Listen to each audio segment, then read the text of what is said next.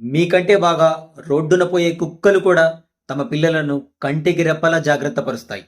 మరి మీకేం పుట్టిందో ఏమో. సారీ అమ్మా, నేను మిమ్మల్ని ఈ మాట అనాలంటే నా గుండె చాలా చలించిపోతుంది. కానీ తప్పడం లేదు.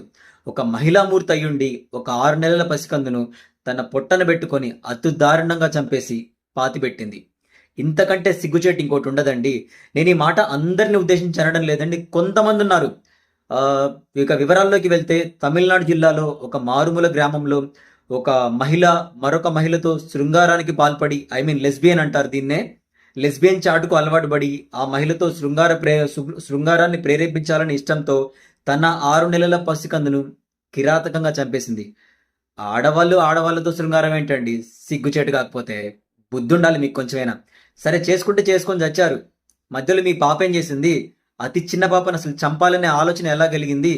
సరే, చంపారు, అయిపోయింది అనుకుంటున్నారా? పోలీసులకు దొరికారు. ఇక చూసుకోండి రాజ్యాంగబద్ధంగా మిమ్మల్ని ఎలా శిక్షిస్తారో. ఏది ఏమైనా మీరు చేసింది చాలా తప్పు మేడం. కోపంతో చెప్పాలనుకుంటున్నాను కానీ మీరు ఆడవాళ్ళు అయ్యారు కదా, అందుకే మీ మీద కోపం చూపించలేకపోతున్నాను. సారీ అమ్మా, మీరు ఆడవాళ్ళు అతి గౌరవంగా బ్రతికే సమాజంలో, ఒక భారతదేశంలో మిమ్మల్ని దైవ స్వరూపులుగా భావించే దేశంలో ఉన్నారు. మీరు ఇలాంటి తప్పులు చేసి మీ ఆడతనానికి అమ్మతనానికి సిగ్గుచేటు చేయకండి ప్లీజ్.